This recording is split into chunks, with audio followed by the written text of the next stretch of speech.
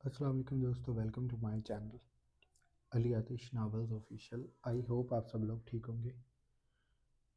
आवाज़ ना निकले सिसकियों की, अर्ज कलम अली आतिश, किस्त 213 पार्ट 1।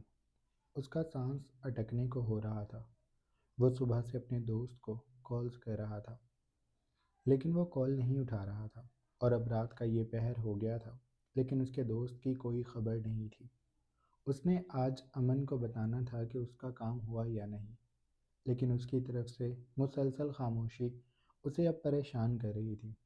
पहले तो वो खुद को समझाता रहा कि वो ज़रूर कोई काम कर रहा होगा, लेकिन अब उसकी बस हो गई थी। वो एक के बाद एक कॉल्स कर रहा था।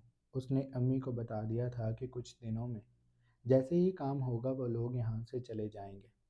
घर की चीज़ें खामोशी से समेटी जा रही थी। बहनें हैरान थी कि वो सब एक बार फिर कहाँ जाने की तैयारी कर रही हैं। सवाल पर अमन की अम्मी ने उन्हें टोका, ज़्यादा सवाल करने की फ़िलहाल ज़रूरत नहीं है, और ये बात अपनी हद तक ही रखनी है। तुम्हारी फुप्पो को इस बारे में पता नहीं लगना चाहिए। अमन की बड़ी बहन ने अपनी अम्मी को नासमझी से देखा था। अम्मी, हम पहले भी एयरपोर्ट से वापस आए, तब भी आपने हमें कुछ नहीं बताया था। ये आप और अमन मिलकर क्या कर रहे हैं? हमें सच जानना है। अमन से छोटी वाली ने भी सर को जुम्बिश दी, तो अम्मी ने उन्हें आंखें दिखाईं। हर बात तुम लोगों को बताना ज़रूरी नहीं है। सब कुछ मेरी निगरानी में हो रहा है, तो मतलब सही ही हो रहा है। तुम लोग बस चुपचाप तैयारी करो, और इस बात को अपनी हद तक रखना। तुम्हारी फूफो को कानो कान खबर नहीं होनी चाहिए। अम्मी के दो टोक अंदाज पर वो दोनों ही खामोश हो गई थीं। जैसे अम्मी कहती गईं, वो दोनों करती गईं। अमन भी कल तक खासा पुरसकून था, लेकिन आज वो अपने दोस्त को कॉल करता परेशान हो रहा था। एक के बाद एक कॉल करने पर भी उसने कॉल नहीं उठाई, और अमन का दम उस वक्त निकला जब नंबर बंद हो गया। अमन को लगा जैसे कमरे की छत उस पर आ गिरी हो। वो पूरे का पूरा दहल गया। उसने वक्त देखा, रात के 11 बजने वाले थे। वो कुछ देर बैठा घड़ी को घूरता रहा, फिर फैसला करता रहा कि उसे जाना चाहिए या नहीं। लेकिन फिर उसे चैन ना आया, तो वो तेज़ी से उठा, अपने मोटरसाइकिल की चाबी उठाई और कमरे से निकल गया। कराची शहर रोशन था। मोटरसाइकिल सड़क पर दौड़ रही थी। कुछ ही देर बाद वो अपने दोस्त के पास पहुंच गया था। बेल बजाकर वो मुंतज़िर खड़ा अपनी शेव को खुजा रहा था। उसके पूरे वजूद पर परेशानी सवार थी। कुछ लम्हों की देर पर दरवाजे के पीछे कदमों की चाप सुनाई दी, तो अमन सीधा होकर खड़ा हो गया। जैसे ही दरवाज़ा खुला, अमन की जान में जान आई थी। सामने खड़े अपने दोस्त को देखकर उसने बेसाख्ता सीने पे हाथ रखा, और फिर वो आगे बढ़ा। अमन ने उसकी कलाई को पकड़ा और तकरीबन गुर्राया। तुम मेरी कॉल क्यों नहीं उठा रहे? उसका दोस्त उसका चेहरा नासमझी से देख रहा था। अमन, क्या हुआ? तुम मुझे कॉल कर रहे थे, वो मासूमियत से पूछ रहा था। अमन ने दांतों को कचकचा कर कहा, मैंने तुम्हें एक कॉल नहीं की। मैं सुबह से तुम्हारा नंबर ट्राई कर रहा हूँ, लेकिन तुम कॉल नहीं उठा रहे, और अब तुमने नंबर ही बंद कर दिया। तुम्हारे दिमाग में चल क्या रहा है?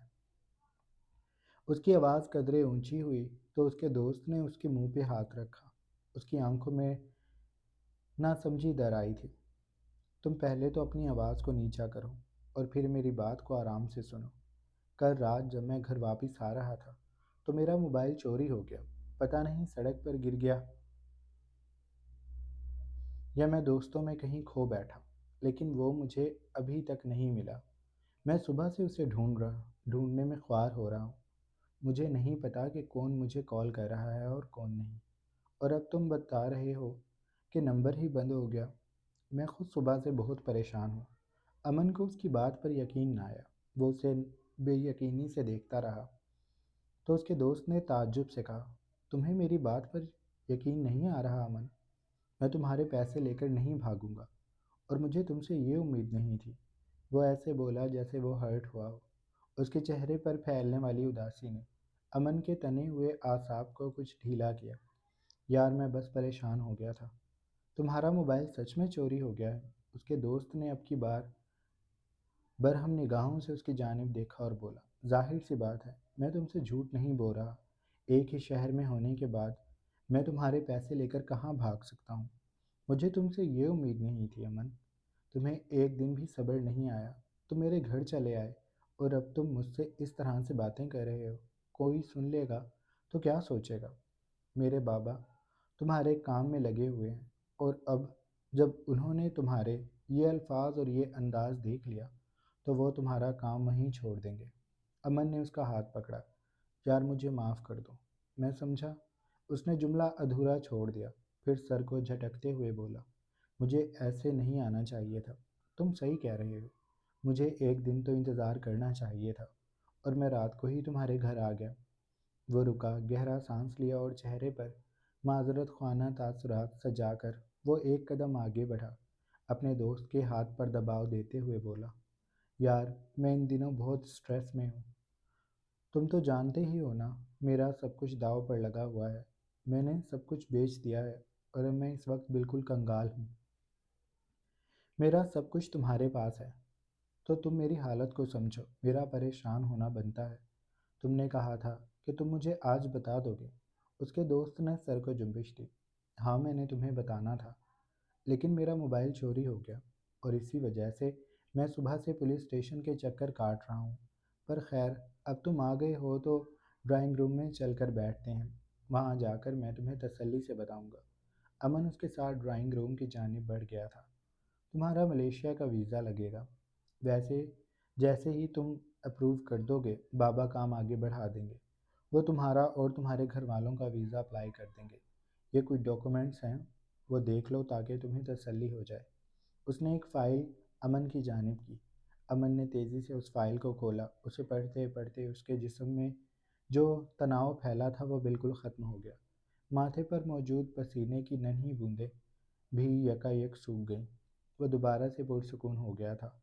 ملیشیا، وہ پرسوچ ہوا۔ اس نے یہاں جانے کا نہیں سوچا تھا، اس کا ارادہ تو انگلینڈ، پیرس یا پھر ترکی جانے کا تھا، لیکن ملیشیا، اس نے کچھ بے چینی سے اپنے دل کی بات اپنے دوست کے سامنے رکھی تو وہ بولا، دیکھو تمہارے پاس جتنی رقم ہے اس میں وہاں پر زیادہ بہتر انتظام ہو جائے گا۔ تم وہاں چلے بھی جاؤ گے اور تقریباً 1 سے 1.5 سال تم اگر کرائے پر بھی رہو گے تو گزارا بہت اچھے سے ہو جائے گا۔ وہاں پر میرے بابا کے کچھ جاننے والے بھی ہیں، اگر تمہیں کسی بھی طرح کی مدد کی ضرورت ہوگی تو وہ لوگ تمہاری مدد کر دیں گے۔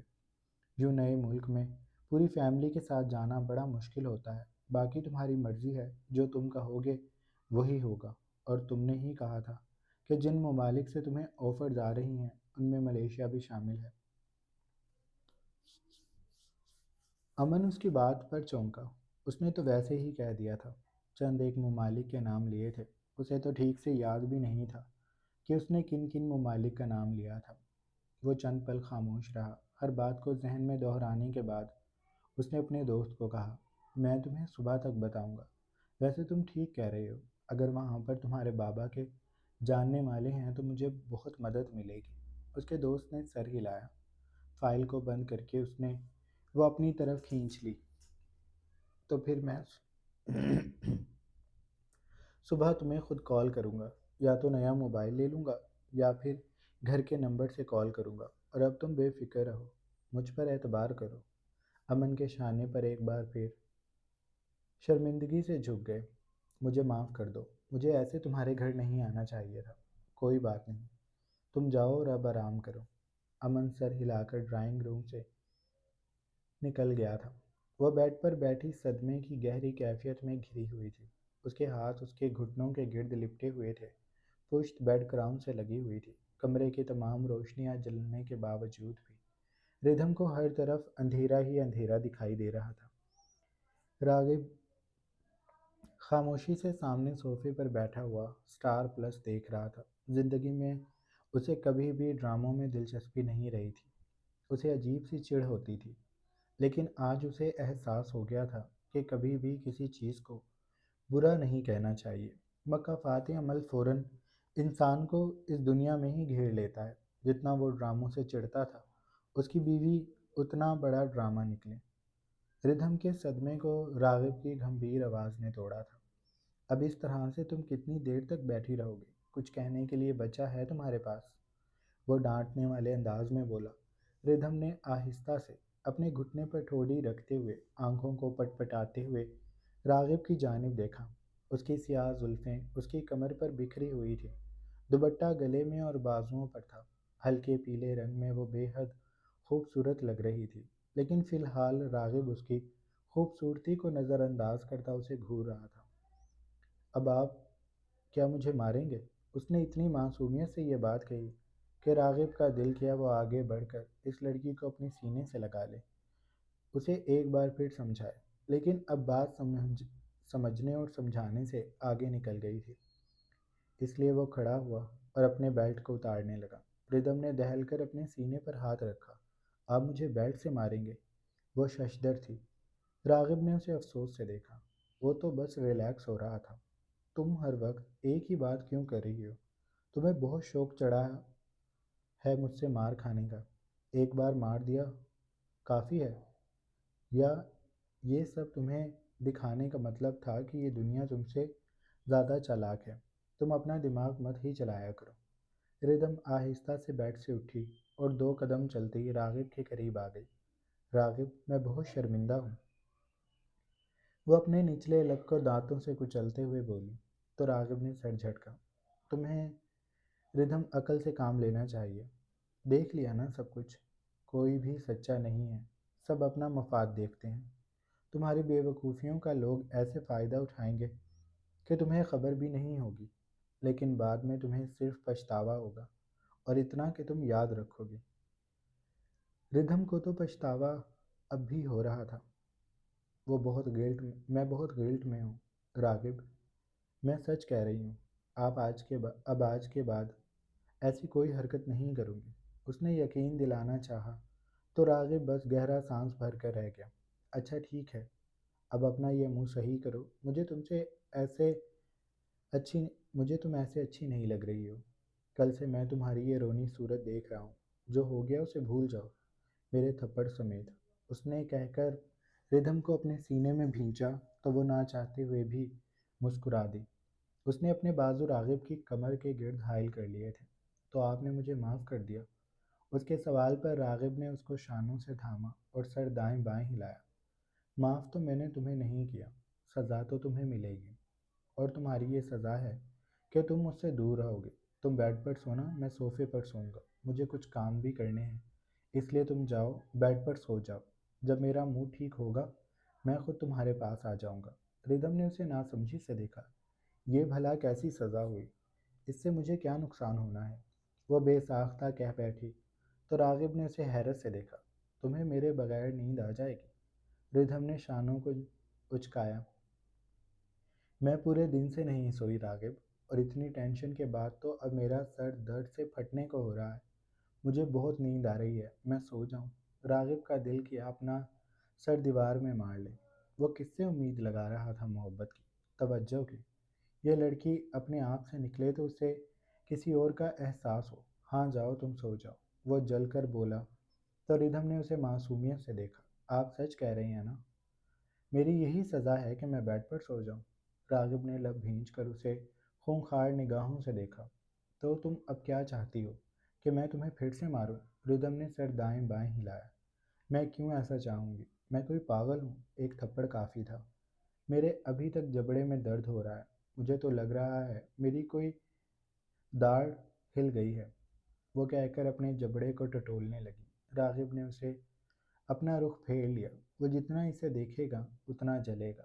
وہ چاہ رہا تھا کہ ردھم اسے کہے کہ اسے راغب کے بغیر نیند نہیں آئے گی، لیکن راغب کے یہ خواب خواب ہی رہ گئے۔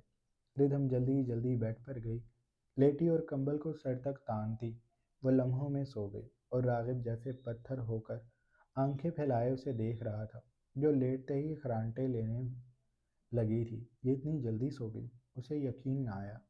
وہ دبے پاؤں آگے بڑھا، کمبل کو آہستہ سے ردھم کے چہرے سے ہٹایا تو وہ سچ میں سوتی ہوئی ملی۔ راغب بس گہرا سانس بھر کر رہ گیا۔ میں اسے کہاں سے لایا تھا اور کیوں لایا تھا؟ وہ غصے سے بڑبڑاتا ہوا فریش ہونے چلا گیا تھا۔ چاند آسمان پر سفر کرتا راغب چوہان کے کمرے کی بالکنی کے عین سامنے آ کر کھڑا ہو گیا تھا۔ راغب اس چاند کو دیکھتا، انگلیوں میں دبے سگریٹ کو لبوں سے لگائے گہرے کش بھر رہا تھا۔ اس کے دماغ میں ابھی تک اس لڑکے کی دی ہوئی انفارمیشن گھوم رہی تھی۔ وہ کیسے اعتبار کرے اب کسی اور پر؟ اور پھر اگر یہ ساری باتیں ردھم تک چلی گئیں تو وہ اس گھر میں رہنا بھی نہیں چاہے گی۔ اس نے دوبارہ سے سگریٹ کو اپنے لبوں میں دبایا اور گہرا کش کھینچنے کے بعد دھوئیں کو فضا میں چھوڑ دیا۔ وہ کچھ دیر بالکنی میں کھڑا رہا، پھر وہ کمرے میں آیا۔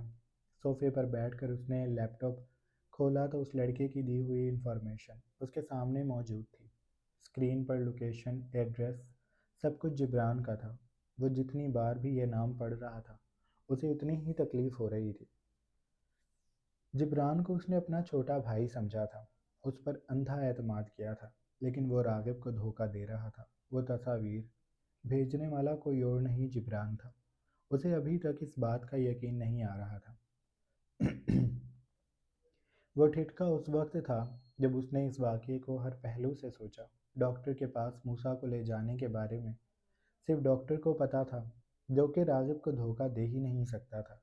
عظمیٰ کو پتا تھا، جس سے وہ بات کر چکا تھا، اور جبران کے علاوہ 2 گارڈز اور تھے جن کی چھان پھٹک وہ پہلے ہی کر چکا تھا۔ اس کے علاوہ اور کوئی نہیں تھا جو موسیٰ کو اسپتال لے کر جانے کے بارے میں جانتا ہو۔ جبران ہی بچتا تھا۔ راغب کا دل آمادہ نہیں تھا کہ وہ جبران پر شک کرے۔ جبران نے کئی بار اس کے لیے ایسے کام کیے تھے جن کے بعد راغب نے اسے یہ مقام دیا تھا۔ وہ جبران پر آنکھیں بند کر کے یقین کرتا تھا، اور جبران نے اس کی بند آنکھوں کا ہی فائدہ اٹھایا۔ پتہ نہیں اس نے ایسا کیوں کیا۔ راغب کے دماغ نے جیسے کام کرنا چھوڑ دیا تھا۔ اس دن جب اس نے جبران کو اس ای میل والے کے بارے میں پتہ لگانے کا کہا تھا تو وہ کافی دیر تک لیپ ٹاپ میں کھپتا رہا۔ کچھ ماہر افراد کے بارے میں بھی اس نے راغب کے سامنے بتاتے ہوئے کہا تھا کہ وہ لوگ بھی ای میل کرنے والے کے بارے میں نہیں جان سکے، پر پتہ نہیں کیوں راغب کو لگ رہا تھا کہ یہ کام اتنا مشکل نہیں ہے۔ اسی لیے اس نے جبران پر کچھ بھی ظاہر کیے بغیر اس کام کو اپنے طریقے سے کرنے کا سوچا تھا، اور اب اس کی تمام سوچوں کی تصدیق ہو چکی تھی۔ وہ ردھم کو کیا کچھ بتائے، موسیٰ کے بارے میں بتائے، یا پھر یہ بتائے کہ جو لوگ موسیٰ کی حفاظت کر رہے ہیں وہ لوگ ہی اب اس کے خلاف کھڑے ہونے لگے ہیں۔ اگر ردھم اس بارے میں جان گئی تو وہ اس گھر میں ایک لمحے کے لیے بھی نہیں رکے گی۔ پہلے اس نے اسی گھر میں اپنی بیٹی کھوئی، اور اب اس کے بیٹے کے خلاف لوگ کھڑے ہوتے جا رہے تھے۔ نہ جانے جبران کو راغب سے کیا چاہیے تھا، پیسے یا پھر کچھ اور۔ وہ اس ایک بات کو سمجھ نہیں پا رہا تھا۔ جبران نے اسے دھوکہ دینے کا سوچا تو سوچا کیوں؟ اسے راغب سے کیا چاہیے؟ وہ کافی دیر تک اسی بارے میں سوچتا رہا۔ پھر اس نے تبھی بیڈ پر لیٹی ردھم کے وجود میں بے چینی محسوس کی تو اس نے تیزی سے لیپ ٹاپ کی اسکرین کو بجھا دیا۔ اسے بند کرتا وہ صوفے پر لیٹ گیا تھا۔ تبھی ردھم نے سائیڈ لیمپ جس کی زرد روشنی تھی اسے روشن کر کے راغب کی جانب دیکھا۔ راغب، آپ سو رہے ہیں؟ اس کے پکارنے پر راغب نے کوئی جواب نہیں دیا۔ وہ آنکھیں بند کر چکا تھا۔ ردھم بیڈ سے اٹھی، ننگے پیر فرش پر چلتی وہ راغب کے پاس آ گئی تھی۔ بالوں کو سمیٹ کر اس نے کمر پر کیا اور وہ راغب کے بند آنکھوں والے چہرے کو دیکھنے لگی۔ آپ میرے بغیر سو گئے؟ وہ بولی، پھر گھٹنوں کے بل راغب کے قریب بیٹھ گئی۔ اس کے سینے پر اپنے سر کو رکھا تو ایک بازو اس کے گرد حائل کر چکی تھی۔ راغب نے آہستہ سے آنکھیں کھولی۔ یہاں کیا کر رہی ہو؟ اس کی آواز سن کر ردھم چونکی۔ اس نے چہرہ ایک جھٹکے سے اوپر کیا۔ راغب کی آنکھوں میں نیند نہیں تھی۔ آپ ڈرامے کر رہے تھے، وہ خمار آلود آواز میں بولی تو راغب نے اس کے چہرے پر آنے والی لٹوں کو اس کی کان کے پیچھے کرتے ہوئے کہا، تم کیوں اٹھ گئی؟ نیند نہیں آ رہی؟ وہ ابھی تک یہ چاہتا تھا کہ ردھم یہ کہے کہ راغب اس کے پاس آ جائے۔ ردھم نے شانے اچکا کر کہا، نہیں آ رہی، تھوڑی دیر آئی تھی پر اب آنکھ کھل گئی۔ آپ بیڈ پر آ جائیں نا، مجھے آپ کے ساتھ سونا ہے۔ راغب تھوڑی سی منتیں کروانا چاہتا تھا، اسی لیے اس نے سر کو دائیں بائیں ہلاتے ہوئے کہا، نہیں، میں وہاں نہیں آؤں گا، تم جاؤ سو جاؤ، میں یہیں پر ٹھیک ہوں۔ ردھم نے اسے ناراضی سے دیکھا۔ مجھے نیند نہیں آ رہی نا، اس لیے کہہ رہی ہوں، ورنہ مجھے صوفے پر ہی جگہ دے دیں، میں آپ کے پاس ہی سوؤں گی۔ وہ کہہ کر راغب کے کچھ بھی کرنے یا کہنے سے پہلے ہی اس کے اوپر ہوتی، اس کے وجود پر لیٹتی چلی گئی۔ راغب کے فراق سینے پر ردھم کی جوان دھڑکنیں محسوس ہوئی تو وہ بے ساختہ اس کے گرد بازو حائل کر چکا تھا۔ گر جاؤ گی، ردھم کو اپنے وجود کے اوپر ایڈجسٹ کرتے ہوئے وہ بولا تو ردھم اپنے چہرے کو اس کے سینے میں چھپاتی آنکھوں کو مون چکی تھی۔ مجھے آپ کے پاس ہی سونا ہے، بیڈ پر نہیں آئیں گے تو میں آپ کے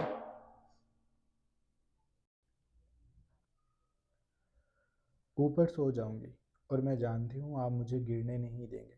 وہ اپنے آپ کو راغب کے حوالے کرنے کے بعد دوبارہ سے آنکھیں مون چکی تھی، اور راغب اس کی بات پر بس مسکرا کر رہ گیا۔